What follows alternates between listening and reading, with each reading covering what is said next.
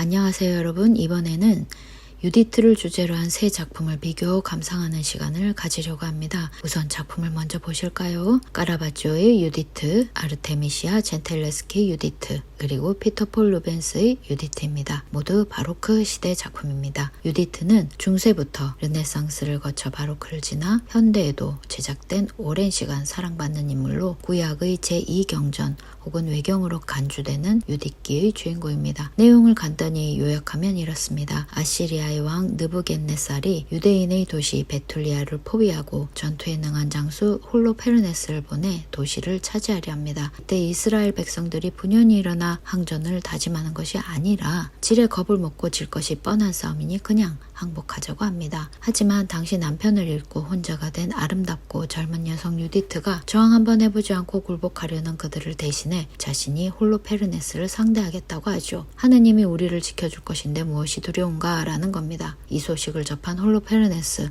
유디트를 경계하면서도 미모가 출중한 그녀가 궁금해 자신의 막사로 초대합니다. 이에 유디트는 입고 있던 허름한 옷을 벗어버리고 홀로페르네스를 유혹하기 위해 화려하게 치장을 하고 하녀 아브라와 함께 전장으로 향합니다. 당대 미녀 유디트와의 만남에 들뜬 홀로페르네스 한 잔 두 잔 술이 들어가고 결국 긴장이 풀려 거나하게 취해버립니다. 기회가 왔지요. 침대에 널브러진 홀로페르네스 유디트는 저항하지 못하게 고렛나루를 움켜쥐고 목을 베어버립니다. 그의 목을 음식 자루에 넣어 하녀 아브라와 함께 막사를 유유히 빠져나와 위기의 이스라엘 민족을 하느님의 승리로 이끌어냅니다. 유디트는 기독교를 기반으로 하는 문화권에서 자신의 면모를 위험에 처한 내 나라, 내 민족을 위해 사용한 신앙심이 깊고 지혜로운 여성의 상징으로 간주됩니다. 스토리의 유사성 때문에 유디트는 소년 다윗의 여성 버전이라고도 하죠. 미켈란젤로가 조각으로 제작한 피렌체의 다비드상 많이 아실 테지요. 어린 다윗이 형들의 도시락을 전달하기 위해 전투지로 가게 되고 그곳에서 3m 장신의 거구 블레셋의 장수 골리앗과의 싸움에 주춤거리는 이스라엘 병사들을 보게 됩니다. 이에 사울 왕에게 자신이 상대하겠다며 직접 나서지요. 얼핏 보기에도 승산이 없어 보이는 대결에 자신은 하느님이 주신 힘으로 맞서 승리할 것이라 장담하며 호기롭게 나섭니다. 갑옷도 방패도 투구는 물론 칼도 없이 너무 무거워서 벗어버립니다. 돌멩이 5개로 나서지요. 양머리에 능숙한 소년이라 돌팔매질 하나는 자신이 있었습니다. 그런 소년 다윗이 겁먹은 이스라엘 민족을 조롱하는 골리앗을 향해 혼신의 힘을 다해 물맷돌을 던졌고 거구 골리앗은 이마 한가운데 돌이 박혀 쓰러져 버립니다. 이에 다윗은 골리앗의 칼을 뽑아 그의 목을 치지요. 질 것이 뻔한 전투에서 하느님에 대한 믿음으로 임해서 민족을 승리로 이끈 양치기 소년 다윗과 한낱 여성의 힘으로 하나님의 의지에 장수 홀로페르네스의 목을 베어버린 유디트 많이 닮았습니다. 르네상스에도 바로크에도 다비드상이 많이 제작되었던 것처럼 유디트도 르네상스와 바로크 후원자들이 많이 사랑하던 주제였습니다. 신에 대한 믿음으로 적의 침략을 막아낸 해피엔딩 스토리는 종교적 정치적 상황에서 사용하기에 좋고 일반적인 의미의 도덕성을 강조하기에도 좋았을 겁니다. 자, 그림으로 다시 돌아오지요. 우선 이탈리아 바로크의 거장으로 불리는 카라바조의 유디트입니다. 그림을 자세히 볼까요? 유디트가 홀로페르네스의 목을 베는 중이고 홀로페르네스는 고통으로 몸을 틀고 목에서는 피가 뿜어져 나옵니다. 유디트 옆에는 하녀 아브라가 서 있습니다. 매우 강한 명암 대비 보이시지요? 세 인물에게 비친 왼쪽에서 들어오는 조명과 그림자, 그리고 바로 뒤 암흑으로 처리된 배경, 카라바조의 특징 테네브리즘입니다. 틴토레토의 최후의 만찬에서 보았던 매너리즘에서 계승된 그리기 방법입니다. 명암의 대비를 통해 이미 극적인 효과를 지닌 화면에 카라바조는 상황을 눈앞으로 바짝 당깁니다. 다른 방해물 없이 클로즈업된 인물에 관람자는 즉각적으로 몰입하게 되지요.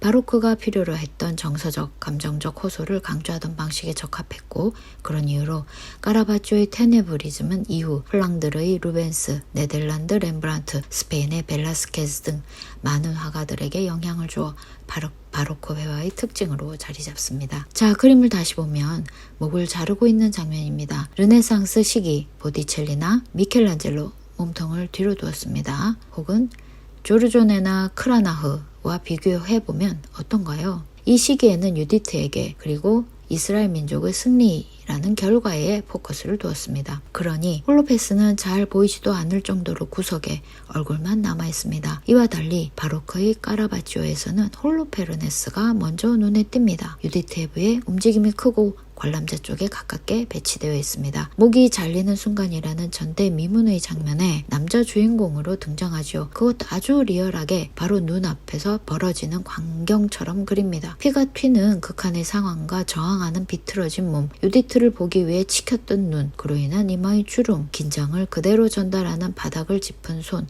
다부진 근육, 참 잘 그렸습니다. 그래서 더 현실처럼 느껴집니다. 이전에 없이 목이 잘리는 홀로페르네스가 처한 인간적 상황과 극한의 고통이 드라마틱하게 그려졌습니다. 민족의 존립을 위협하는 위험한 인물이고 죽거나 죽이거나 둘 중 하나의 절체절명의 상황에 그의 목을 베어내게 된 거잖아요. 그럼 크게 환호해도 모자랄 판에 까라바지오가 그린 홀로페르네스의 죽음에는 묘한 연민이 느껴집니다. 그럴만하게 그려졌기 때문이지요. 유디트의 표정 보이시나요? 미간을 찡그리고 머뭇거리는 주저하며 애초로운 눈길로 홀로페르네스를 바라봅니다. 어둠 속 왼손은 어설프게 머리카락을 쥐고 있습니다. 하고 싶지 않은 일을 억지로 하는 모습이죠. 남편을 먼저 하늘나라로 보낸 젊은 유디트를 까라바지오는 아직은 어린 그러나 육체는 성숙한 매혹적인 앳된 소녀로 그렸습니다. 검은 리본이 달린 귀여운 진주 귀걸이도 보입니다. 어린 소녀를 선호하는 후원자들의 취향에 맞춘 거겠죠. 이전에도 그런 적이 있으니까요. 그때는 미소년들이었습니다. 소녀의 모습을 한 유디트가 연민 가득한 눈으로 홀로페르네스를 바라봅니다. 유디트를 바라보는 홀로페르네스, 두 인물 간에 있을 수 없는 묘한 심리적 연대감이 느껴집니다. 옆에 서 있는 시녀 아브라만이 상황에 맞게 험악한 표정으로 음식자루를 꽉 움켜쥐고 유디트에게 힘을 보탭니다. 까라바지오는 유디트를 왜 이렇게 그렸을까요? 르네상스 시기에 유디트는 살랑살랑 비너스처럼 그려진 데 반해 1530년 크라나흐 그리고 1534년쯤 바사리의 작품을 보면 여전사의 모습을 하고 있는 것을 볼 수 있습니다. 변화가 보이지요. 특히 바사리의 작품을 보면